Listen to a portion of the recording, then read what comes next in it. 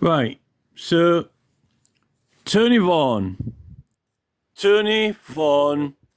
KC, King's Counsel MP, right? Tony Vaughan KC MP. So this gentleman is on the petitions committee. I think he's a member of the Labour Party. I'll have to check on that though, but I'm pretty sure he is, right? So he's a King's Counsel, right? And he's on the petitions committee in the House of Commons, and he's an elected MP, right?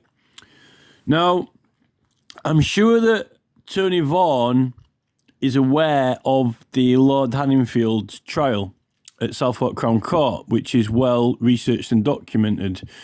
It's probably the most well-known of all the cases against members of Parliament, right? Now, that paper, which is 6 pages, is primarily only really raising one article of legislation. Although there were other articles which come into play, they did a basis in that trial whereby they touched on matters of Parliament in the case, right? They touched on matters which were reserved for Parliament, so it couldn't be heard. Well, all of these campaign groups are engaging in grievances to the Parliament, right? Yet judges in courts are talking about these grievances and the details of them and the causes, right? When really it's a cause to the Parliament.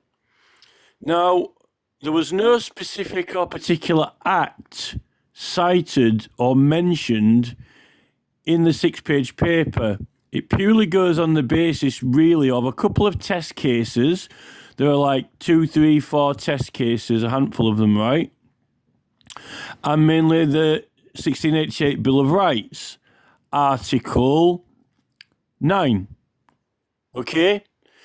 Now, I've actually found there is a legal basis for touching on matters of the House of Commons, which actually is in 1842 Act, which followed on in a series of acts which started around the time that Baron Denman, who was the Lord Chief Justice, started in politics as a Whig politician. And through a series of acts to do with mesne process, which basically is proceedings, mesne process acknowledges that there is a cause, a case, actions being brought and pursued in, which petitioning Parliament is such mesne process of Parliament, right? They actually they changed the law so that there was no arrest or imprisonment for civil causes in mesne process, right? You can actually have a mesne process which has been intervened in, right? Or you could start one off. And also, the Act in 1842, which is 2 years after the Parliamentary Papers Act was put through, whereby you get a certificate from the Speaker of Commons, or now as amended by the Lord Speaker in the House of Lords. The 1842 Act actually explicitly made it not possible for justices to hear matters which are reserved for Parliament, okay? Now, if you've got a mesne process to Parliament, right, then that cannot be heard, which is what the basis of Lord Hanningfield's was, right? So there shouldn't be any of the protester cases which concern parliamentary causes being heard in the courts at all, because it's not for them to get involved. And they definitely shouldn't be arrested or imprisoned. And there are some clauses around that to do with basically no one could actually be tried in the court anyway because of pre-existing privileges of Parliament for petitioning the government until 1661, when they allowed the courts to hear cases and they made a charge. Now, you can look at that charge as being a criminal charge, but I don't see it as a criminal charge just off the cuff from nowhere, because you're already engaged in mezzanine process for Parliament, right? But you did a certain thing which wasn't lawful, therefore there's a charge. That's kind of a little bit like contempt of court, because with contempt of court, you're actually engaging in proceedings, or you're taking part in proceedings, right? In a case, could be civil proceedings, right?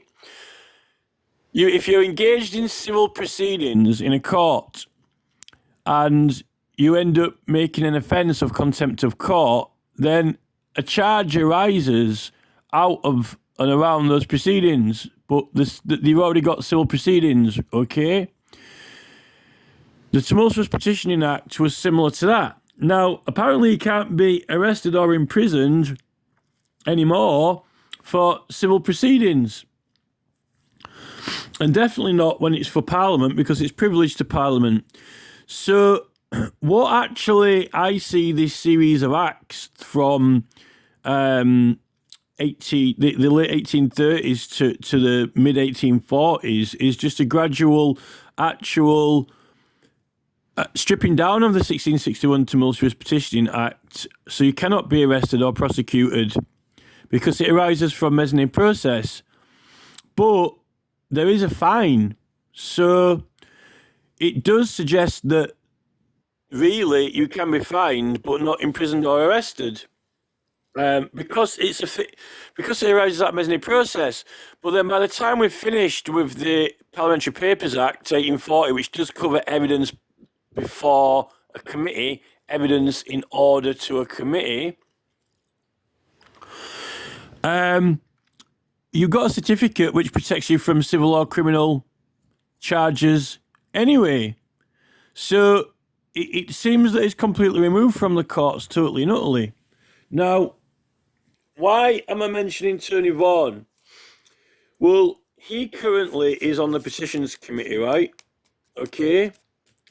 And the Petitions Committee have been taking it upon themselves to try to persuade, coerce, advise, or otherwise affect persons' personal petitions. Now, such a thing did not exist coming from the Petitions Committee from Parliament prior to 2006, okay? It was only Tony Blair, right? Funny, interesting that Tony Blair, same first name. It wasn't until the Labour government, decided to start a e-petition site, 2006, I think it was, on the number 10 Downing Street website, whereby petitions were referred to government departments. When all of this engagement, or what I'll say, involvement with the preparation of the petition, right? Now, since 1688, everyone has got a right to petition under the King's Writ without being held to any commitments. Commitment most definitely means without being imprisoned, but having an order made against you, right? And an order could be made against you by Parliament makes orders.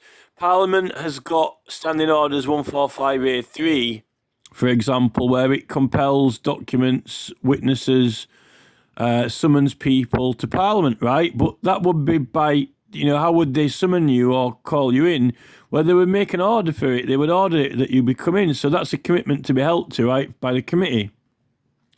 But you can't be held to any commitments for drafting the petition. Now, this is the thing. We'll go back to the Lord Hanningfield case. So with the Lord Hanningfield case, they only mainly rely on Article 9 of the 1688 Bill of Rights. And Article 9 is actually that it's called illegal prosecutions, okay? Illegal prosecutions by the King's Bench for matters that are cognizable, debatable, only in Parliament, right? This means that you can't be prosecuted through the courts.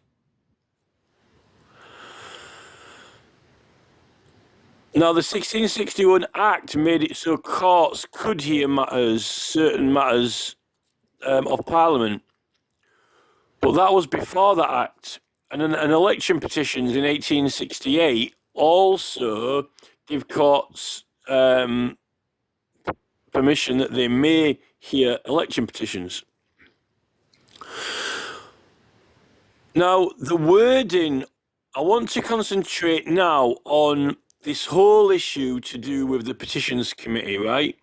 Because before 2006, right, before e-petitions, no one is when you write the petition, right, and send it in, when you create it, when you conceive it, it's usually done in writing with a pen or pencil. And if they do not debate it, then they don't debate it.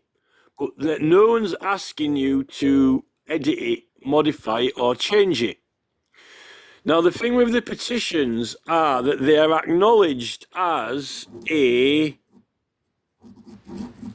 prayer, right? A petition's acknowledged as a prayer, but it's also evidence and has a statement on it. So it's not only is it a personal statement and evidence, it is also a prayer. Now, in court proceedings to the magistrate's court or county court, the court does not ask you to change your claim. If you are asking, the prosecutor decides what they want to attempt to try and prosecute with, right? They're the one who bring the charge, decide, and the court is intermediate. And they definitely don't alter evidence. If you want to try a statement or call a witness, they're asked questions, but anything that is submitted in writing, sometimes it might have spelling mistakes, can be amended, but you cannot alter a statement.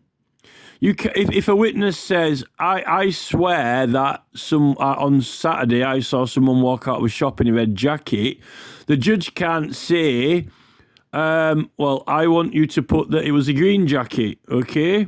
You can't do that. And if the witness, if the accused chooses to plead innocent or guilty, his plea cannot be changed when he has himself entered the plea, right? Praying that he be found not guilty or guilty, right? And that's for the evidence, the fingerprints. If you submit a fingerprint, okay, and it's tested by a forensic lab, and it is a particular shape, right? The judge nor the prosecutor cannot alter the shape of the fingerprint so that it is no longer that print anymore, unless he enters it as not as purporting to be a fingerprint that was found unaltered. He might be able to enter evidence like of an abstract example of a fingerprint. Like if he wants to demonstrate how a fingerprint can be adapted, then he will enter a fingerprint and he will adapt it, and it will be acknowledged as an adapted fingerprint, okay? So we enter evidence of this is an adapted fingerprint, right? This is what a fingerprint looks like when it's been adapted, if you want to prove that it has been adapted. But if you enter a fingerprint as this is the fingerprint as we found it, and you're proving that it is the defendant's fingerprint, then it's entered as the defendant's fingerprint as found, right? Now, so it is not the business or remit or right of the court or prosecutor to alter prayers, evidence, or statements, or ask anyone to, right? Because you can't tell a witness what to say. You can ask them questions and ask them to answer a question when they're on the stand. But as for their written statement, you can't, say, "Oh, why don't you say that he did it?" Or whatever, because that is matters in respect to persons. So in the judge's oath, in the American oath, they say in respect to persons. That's an individual's conscience, right? And in England, it's called, favours in exchange for justice in the oath, like favours for justice. Or do us a favour and change your plea. Do us a favour and, alter this evidence or, withdraw it. Do us a favour and make your statement different so it makes it sound like the accused is guilty or not guilty, right? Now, they might have standards, grammar, spelling, but I've never known any court case, and I would presume that the standards in general law cases throughout this country cannot be any different to the general standard of petitions to the Petitions Committee. And you can hardly write anything to the Petitions Committee because you're heavily restricted in words and letters, okay? Now, this is where the 1688 Bill of Rights comes in. I don't actually know if you can see the pen writing through this camera because I don't have the light on. I've got it in shadow. So, Article 9, right, of the 1688 Bill of Rights is that. Now, we're going to read, this is what Lord Hanningfield used in his defence with Jeremy Johnson KC, and a whole 6 pages of law. And this is what Tony Vaughan needs to understand, right, on the Petitions Committee. And I could have just started this video off by saying this without all the build-up to it, but I need to frame the whole thing. Right. Illegal prosecutions by the King's Bench for matters cognisable only in Parliament. Now,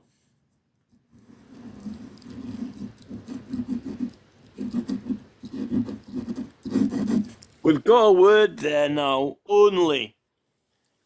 Only in Parliament.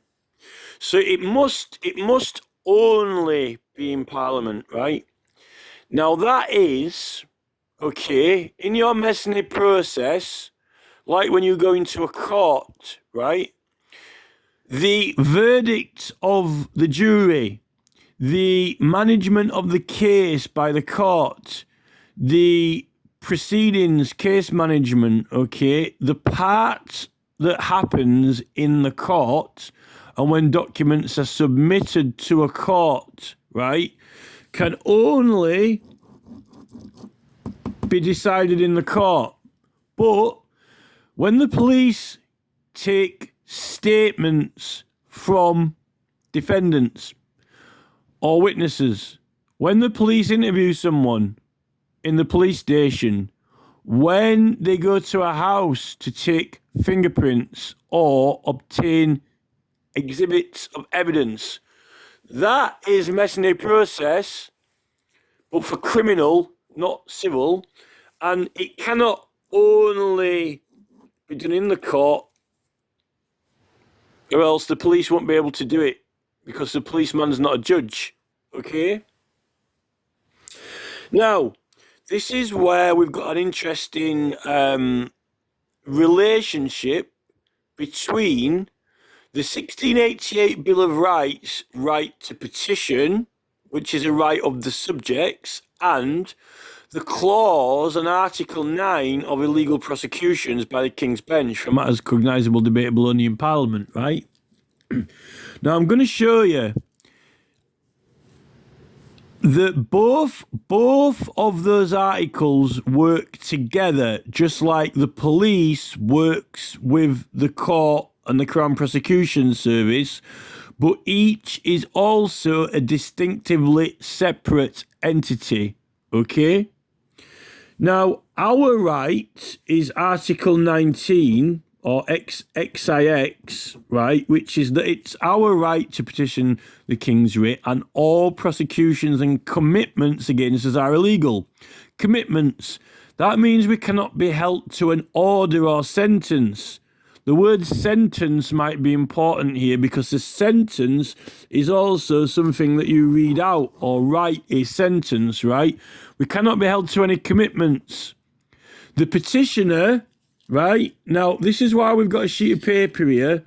And I don't know if Tony Vaughan KC is a very, very, very, very busy man, and I can't ring him up and give him a telephone message because he ain't got a telephone number.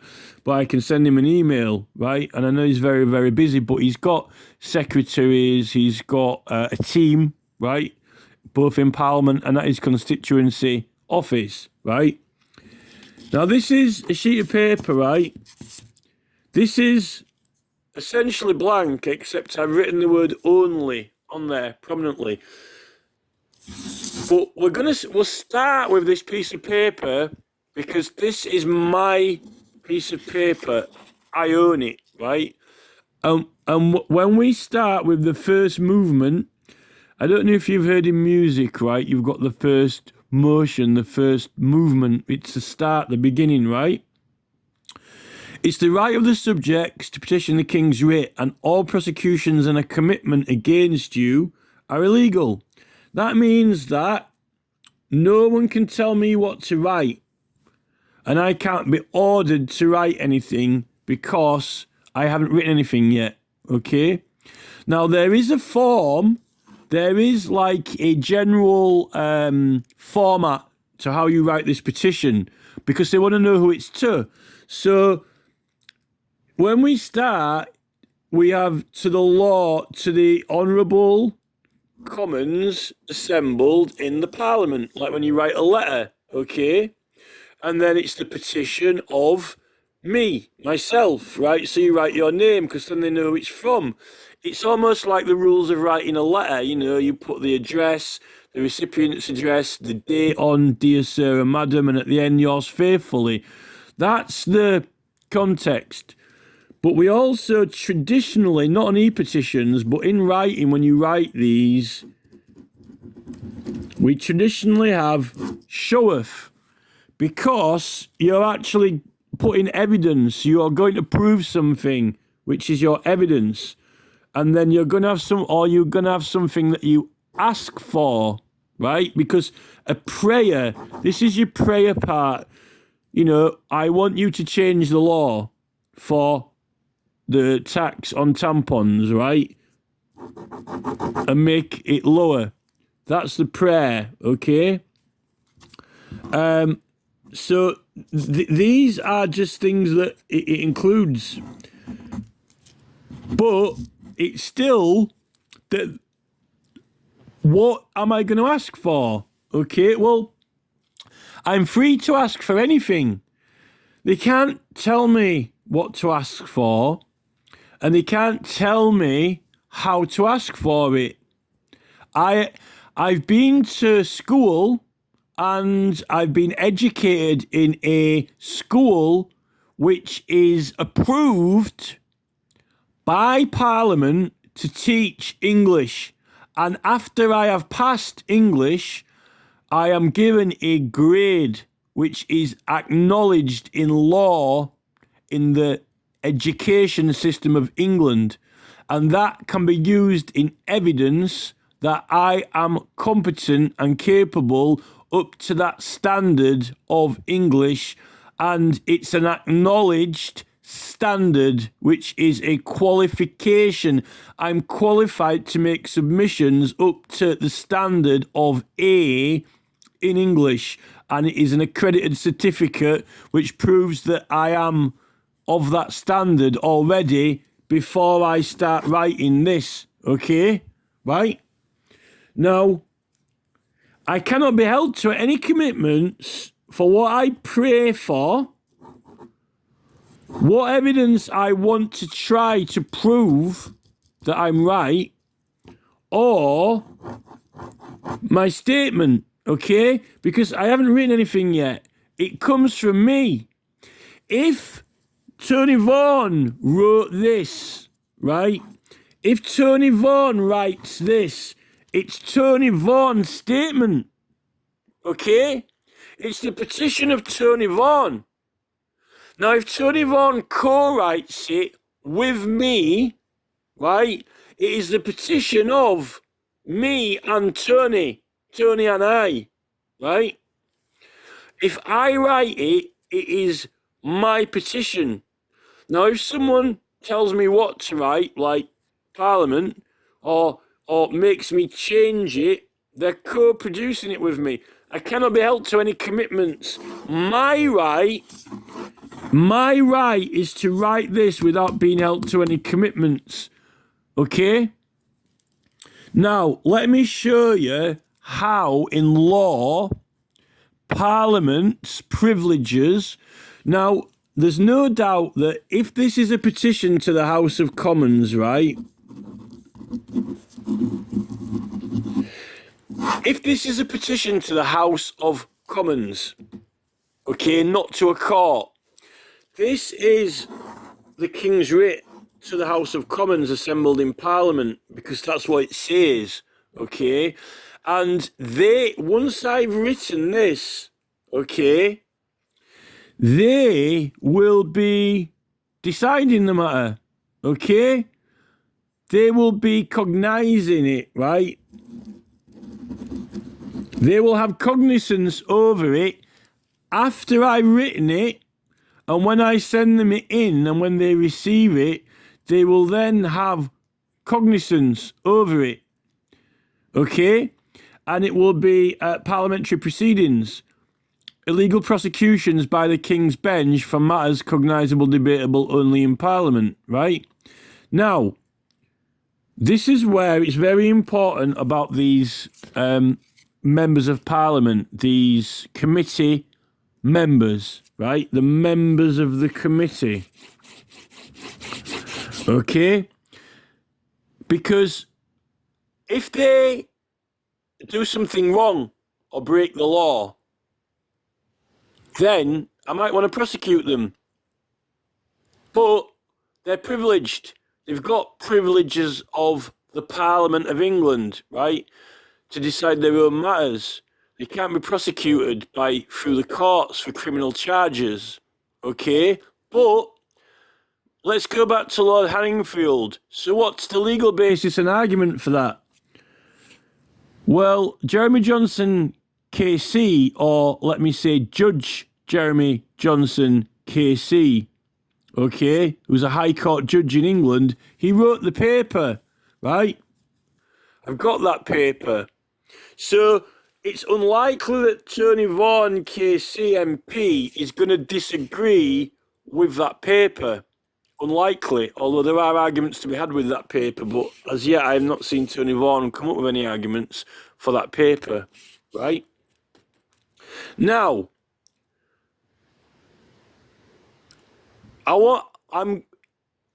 Parliament currently, only since 2006, have got a new little procedure that they're engaging in, which they call standards.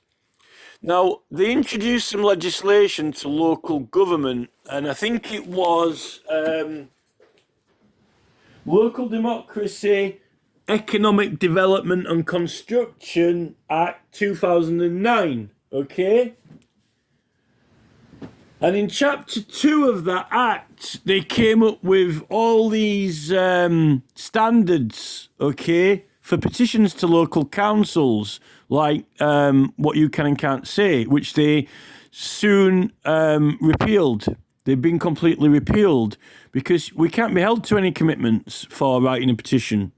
And it's privileged, okay? Even the Public Meeting Act of 1960, not the 1908 one, the 1960 one, certain meetings with certain councils, those meetings, if they choose to have the public there, are privileged except for malice without cause.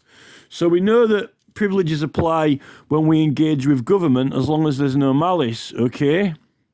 Although people can be removed if they are obstructing other people from giving evidence or participating. Now, this is the thing.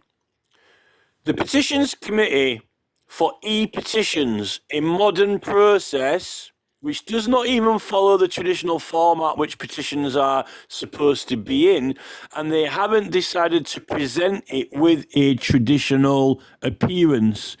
They don't have a antiquity format. The style of the website could very well they might have decided to do it in a antiquarian style. So it's at the top of it. It might already say to the Lords, to the Commons assembled in Parliament, and then it might say, humbly show off, and then the petition of, and you enter your name, right?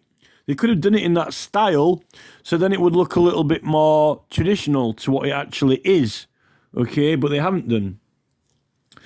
So we're only, since 2006, then the standards. Now, we're currently having these petitions rejected. And they're saying, not only are they rejecting them, they're acknowledging that they even know what it's asking for, because in their replies, they are actually literally saying, if you want to ask for this or that, which confirms they know what you're asking for, why don't you say it like this or say it like this? So they're trying to get you to ask for something in the exact wording and way that they want you to ask for it. So, but that's not your petition. It's not your prayer. It's not your evidence, and it's not your statement. It is a co-produced petition. It is the petition of, for example, Tony Vaughan KC MP of the Labour Party and you, right?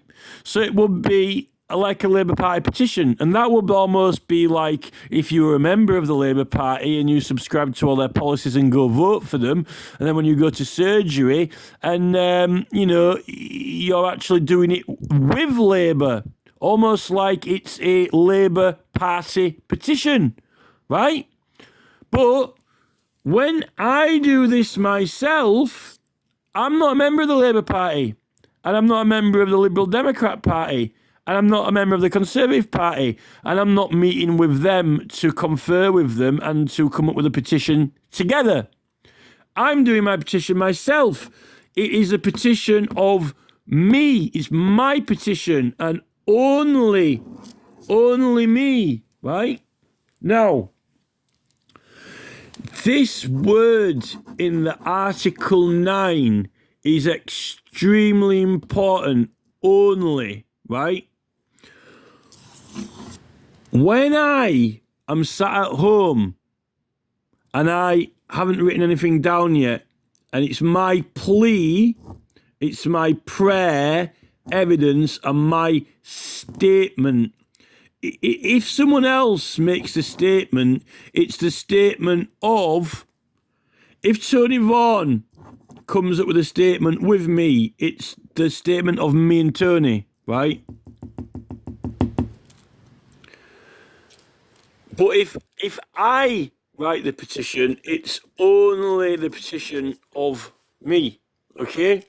Now,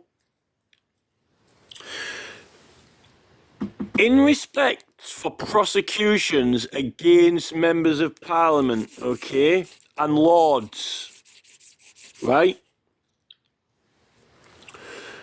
If I want to prosecute Tony Vaughan KC, okay, the only main primary article of law which they're saying is relevant is Article 9, illegal prosecutions, which Jeremy Johnson KC has used, and a couple of test cases, right? And that wording says illegal prosecutions by the King's Bench for matters cognisable only in Parliament, only in the Parliament, to cognise it, right? Now, if we look at the dictionary, okay, we can look at what that means. But that means to cognize it is to think of it, okay?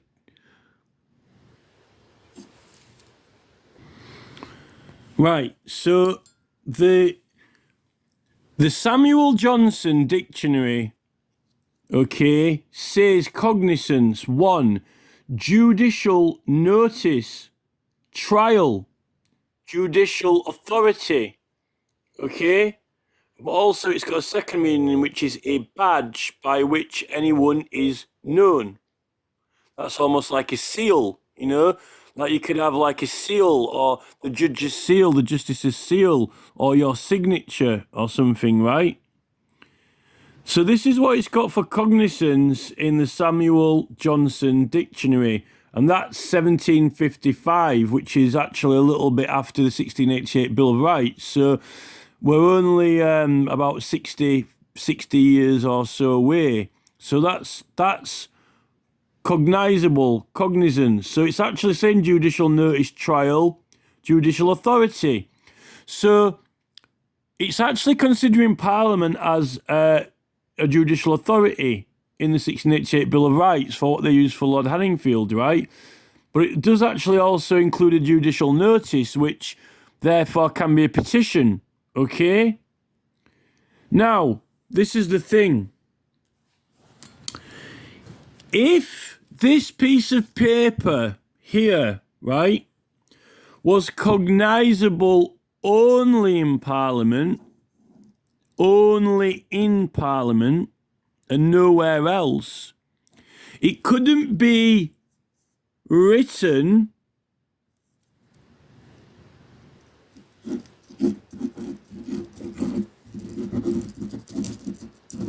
the petition of me, okay? The petition of, and I'll write my name and sign it, right? Who can sign my signature? Who can sign it? Can Tony Vaughan sign my signature? Can you sign it? No. So, this piece of paper, right? This sheet of paper here, right? This blank sheet of paper, right? The petition of me, signed, right? Are these words, is this process here, which we are now looking at, as I write now, right, as I draw, is this only, right, until the next word appears here, right? I ask for,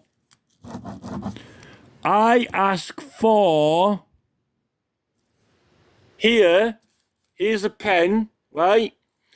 Is the next word here, right, cognizable only in Parliament? Only in Parliament? Or do I have exclusive cognizance over what I ask for? Because I haven't decided yet. Who decides? I plead not guilty. Okay? I choose. Is it only for Parliament to choose what I write? It can't be. It cannot be. Because I'm at home and I'm writing a petition and I have complete freedom and exclusive cognizance to create this, right? I have cognizance over this. Now, Parliament might have some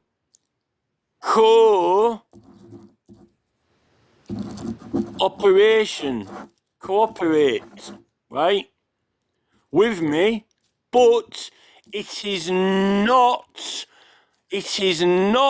exclusive, okay? That's important. It is not exclusive only to Parliament. If it was, I would not be able to conceive of this, right? Because only Parliament could, only the MPs could write the petition. They will be writing my petition, okay? And because only they do not have cognizance themselves, therefore, illegal prosecutions by the King's Bench for matters only cognisable by Parliament cannot apply. It can't.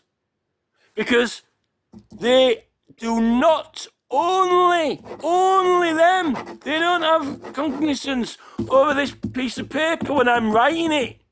I do.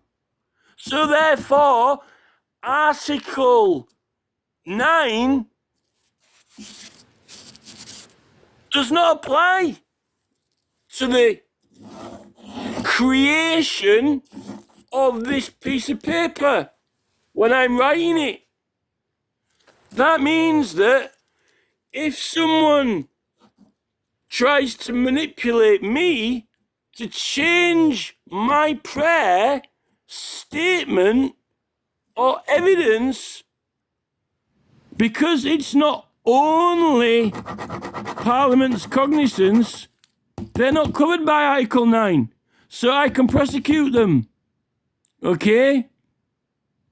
Because they're trying to hold me to a commitment, an order. You will write the petition, how we say. You will plead guilty or not guilty. You will ask us to raise the tax or lower it on tampons.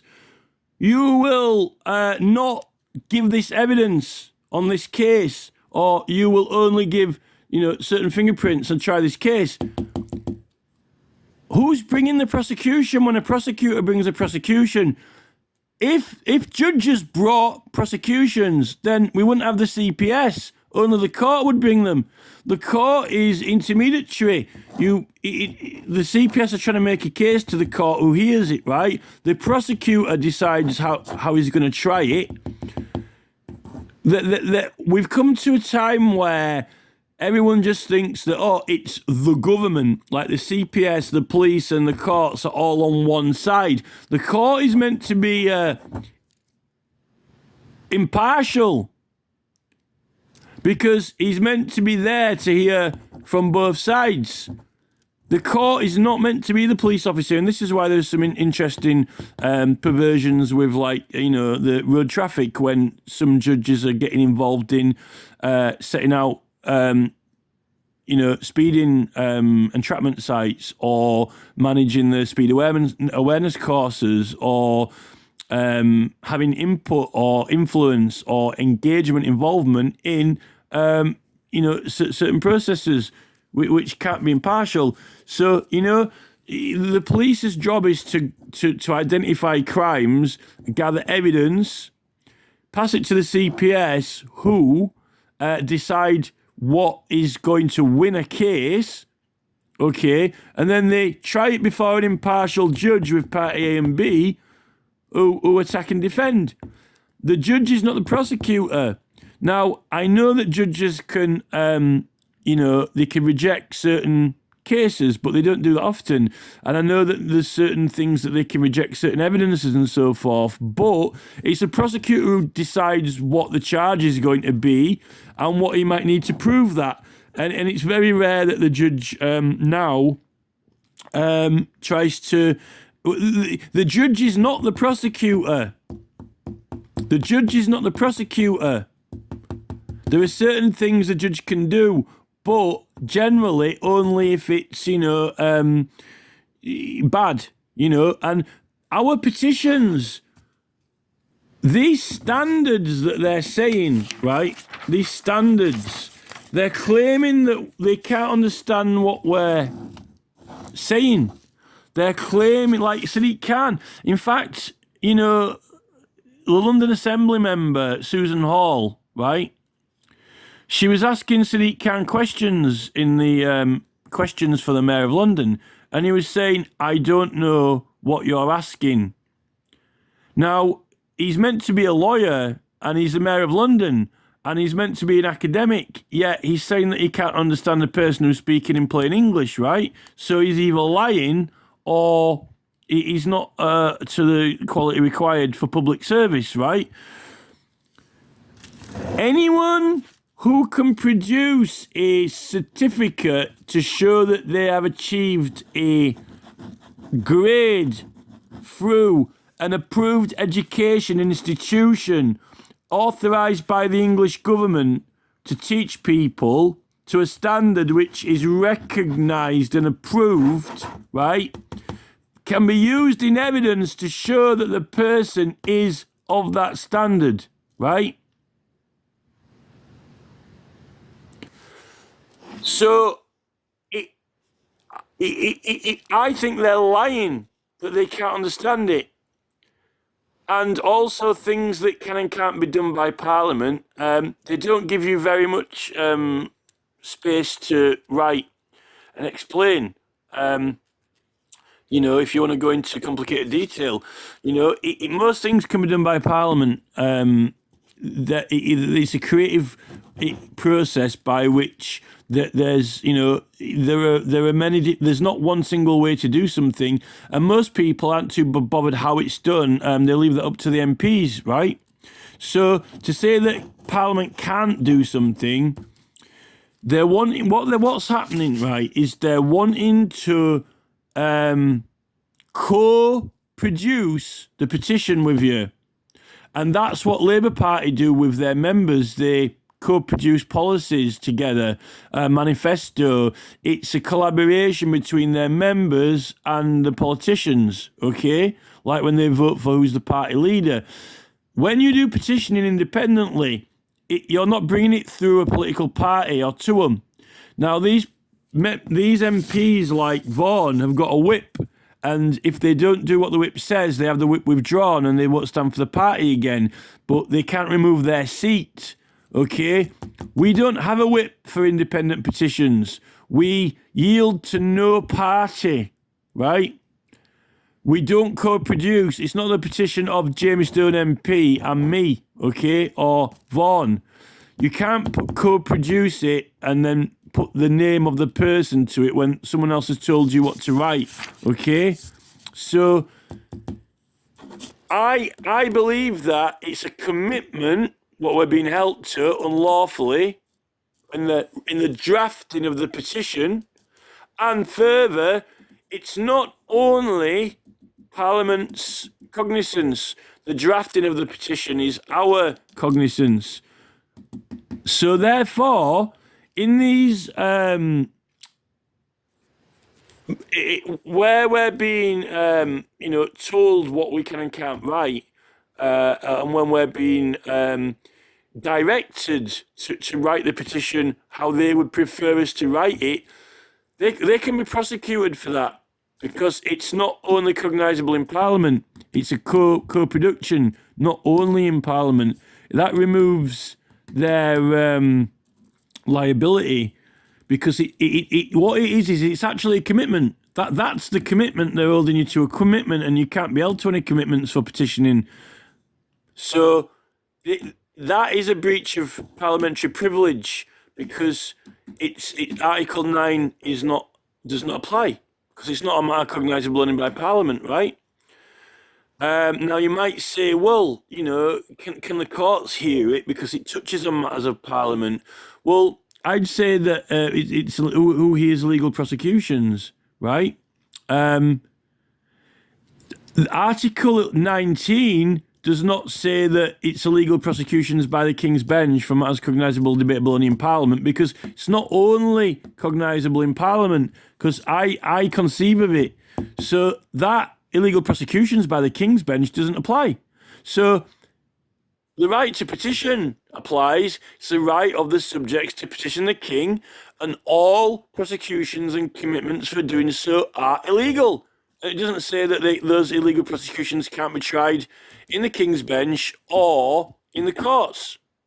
So actually, I think that it's a breach of privileges, and I actually believe that Tony Vaughan KC MP and or any of the Petitions Committee members can be prosecuted in the courts, firstly for fraud, for claiming that you can't do something that you can, claiming that it's not to a standard when it is. There's no such thing as standards that they're coming out with, and thirdly, that it's an abuse of a process, and it's a perversion of the course of justice. Remember, right?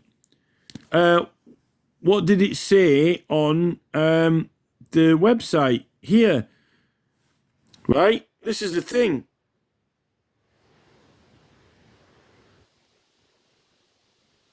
In the Samuel Johnson Dictionary, cognizance, cognizance by this dictionary is a judicial notice, trial, judicial authority. A judicial notice, trial, or judicial authority, right? Well, if someone's trying to coerce you, persuade you to change your writing or not right, they don't have exclusive cognizance over it only, so they're not protected by Article 9. And actually, because it is in respect to a petition, which is a judicial notice, it's perversion of the course of justice, right? It's a perversion of the course of justice, because they are trying to get you to write your petition how they want, but then you sign your name to it that it was your petition, not the petition of Tony Vaughan KC and me, or which is what the Labour Party do. The Labour Party policies are the policies of Keir Starmer and company. Keir Starmer and his party. Keir Starmer and his members, right? And he excludes his members if they don't do what he says, like Jeremy Corbyn, like Jason Williamson, who was a member of the Labour Party, the music artist, right? I'm not a member of the Labour Party. I have no whip, right? And this is the problem with the Petitions Committee. It's become, because Tony Vaughan KC MP has a whip, and he can, if he does not do what Labour say, they'll withdraw the whip, although he won't lose his seat. He is obedient to Labour, but as a member of the Petitions Committee, he's not meant to be subject to partisan politics like the Speaker of Parliament, Lindsay Hoyle. The Speaker of Parliament, Lindsay Hoyle, is not meant to engage in partisan politics when he's a Speaker of Parliament, right? And this is the problem. What we've got is groomed MPs, heavily groomed by their parties, and what they're doing is they're overstepping their authority and using parliamentary privileges to do as they want without being accountable for it. And it's ended up perverting the course of justice by trying to manipulate our petitions, particularly before we've collected very large numbers of signatures who perfectly prove that they understand what we're asking for, and that we can ask for it, or else they wouldn't have all signed it.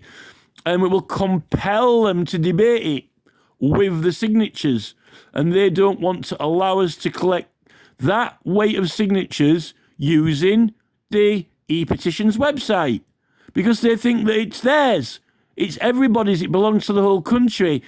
It is not the Labour Party's website or the Conservatives. it's meant to be paid for by the taxpayer, like a public notice board, right? So this it says judicial notice, trial, judicial authority, cognizance. So it's perverting the course of justice.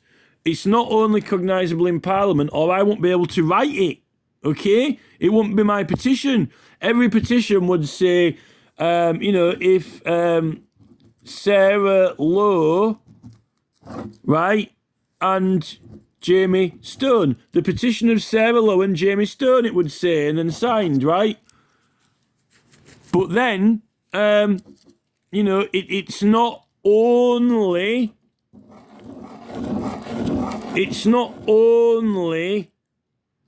Jamie Stone who can cognise it, because Sarah Lowe cognised it, and not in Parliament. She did it at home. So this is why these people are actually prosecutable in a court for perverting the course of justice and not covered by parliamentary privileges. When it's our privileges under the right to petition, we do engage in parliamentary privileges, and we are entitled to a certificate from the Speaker by the 1840 Act, because we're engaging in mezzanine process with proceedings to Parliament, right? And we're actually meant to get protection because it's a collaboration when you submit it to Parliament, okay? But there are certain parts of it we don't have the right to vote and speak in Parliament unless invited to a committee to give evidence. We can't vote in the chamber. We can't speak in the chamber, right? And they cannot draft our petition or compel us to write particular prayers, pleas, or evidence. So there are parts of it which they do not have a right to infringe on, just like there are parts of it where we cannot engage, like we cannot vote in the House of Commons, right, on things.